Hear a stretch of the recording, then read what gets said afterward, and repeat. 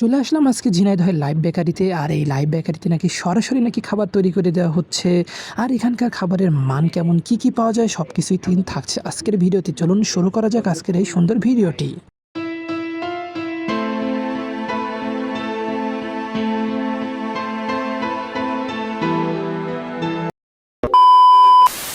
আসসালামু আলাইকুম everyone, this is মহিমিন ভাই and welcome back to another video.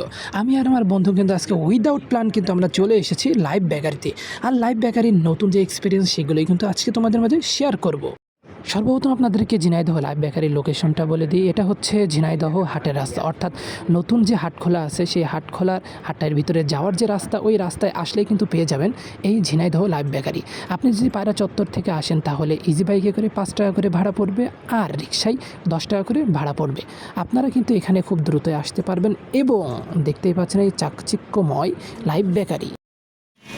এটা হচ্ছে এই যে বিল্লাল সাইকেল গ্যালারি, এই দোকান দিয়ে এই যে পায়রা চত্বর হয়ে এই গাছের তলা এই যে ঝিনাইদহ লাইভ বেকারি।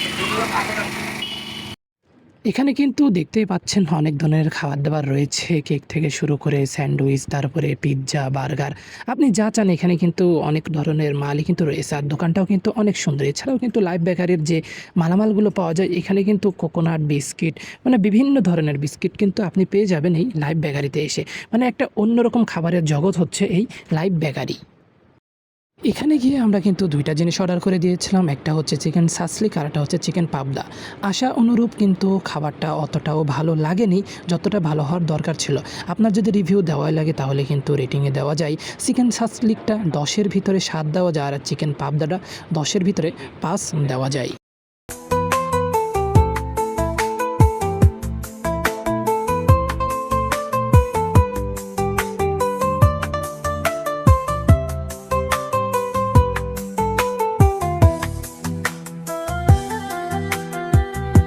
শুধুই কি বেকারির খাবার? এছাড়াও কিন্তু আপনারা পেয়ে যাবেন কাঁচা আম, পাকা আম, পেঁপে, স্ট্রবেরি, তেঁতুল, মিক্স ফ্রুট, তাছাড়াও কিন্তু বিভিন্ন ধরনের লাচ্ছি কিন্তু পেয়ে যাবেন এই জুস কর্নারে। অর্থাৎ বেকারি খাবারের পর যদি একটু পানি জাতীয় কিছু খেতে চান তাহলে কিন্তু এখান থেকে অবশ্যই ট্রাই করতে পারেন বিভিন্ন ধরনের জুস।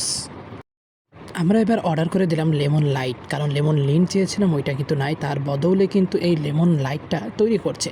তো চলুন এর প্রসেসিংটা দেখে নিই কীভাবে লেমন লাইটটা তৈরি করে।